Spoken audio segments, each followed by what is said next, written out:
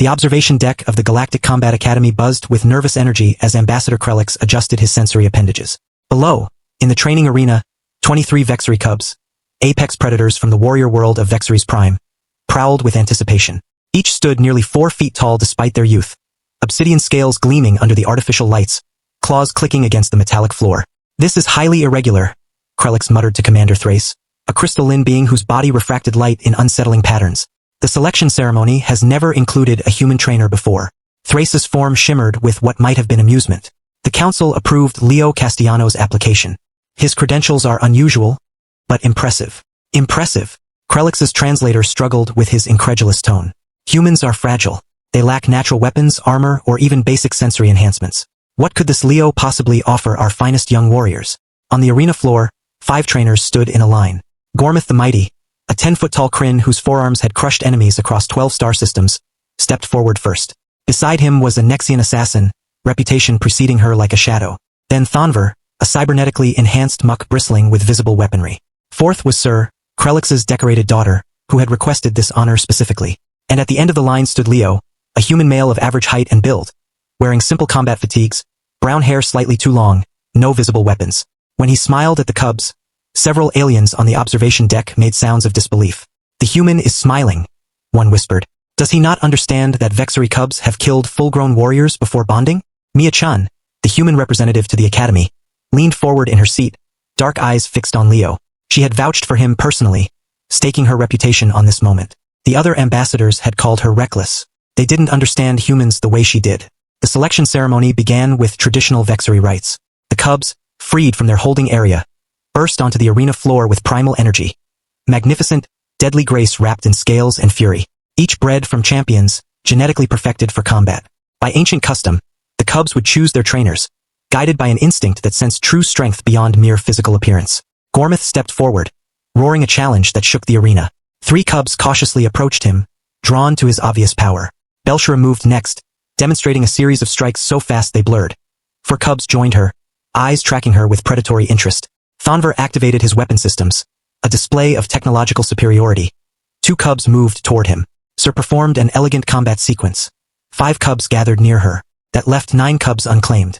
The arena fell silent. Leo didn't move forward like the others.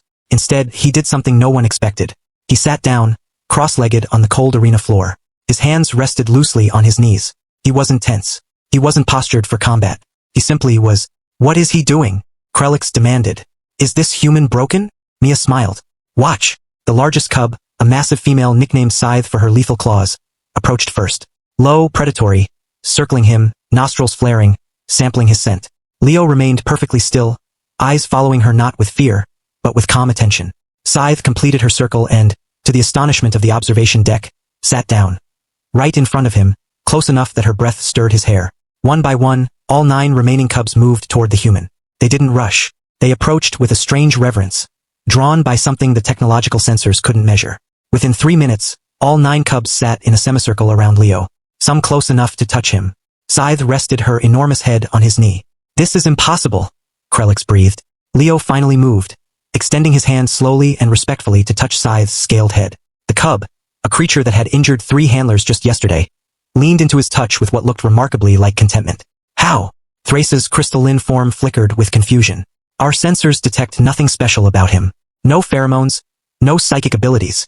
"That's because you're looking for the wrong things," Mia interrupted. She descended to the arena floor, other ambassadors too shocked to protest. They could hear Leo speaking softly to the cubs. His voice was gentle, but beneath it was something that made even the ambassadors straighten unconsciously.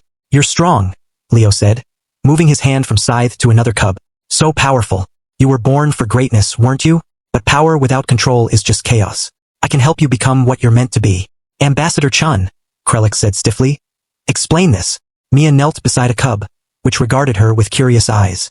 "My species didn't evolve with natural weapons or armor. We're not the strongest, the fastest, or the most deadly, but we survived. Do you know how? For thousands of years before reaching the stars, we formed bonds with creatures more powerful than ourselves. We partnered with wolves and turned them into dogs, befriended horses, falcons, even great cats. We have an instinct for understanding predators, for earning trust, for bringing out their best." Leo smiled as a cub nuzzled his shoulder. "These cubs don't just need someone who can fight. They need someone who understands pack bonds, trust, and mutual respect." Someone who knows the strongest warriors aren't just the ones with the biggest weapons. Scythe made a deep rumble, part purr, part growl. Leo scratched behind her auditory ridge. She practically melted. Humans tamed wolves, Mia continued. We partnered with creatures that could kill us in seconds, and turned them into our most loyal companions. Not through domination, but understanding. The cub sensed this. Thrace's form shimmered thoughtfully. They sense someone who isn't afraid of them, but respects them, Leo said. Someone who sees them not as weapons to be wielded, but as individuals to guide. One of the smaller cubs climbed into Leo's lap, purring like an oversized kitten. Leo adjusted to accommodate its weight, probably 150 pounds of muscle and claws, without any sign of discomfort. Krelix watched in stunned silence as the human, unarmed and unarmored, sat surrounded by the galaxy's most dangerous young predators. All of them choosing him, Mia said quietly, pride in her voice. Humans have always had a gift for turning the deadliest creatures in the universe into our best friends. Leo looked up at the assembled ambassadors and grinned that same unremarkable human smile. So, when do we start training? Please follow my channel for more videos. One click from you can change my life.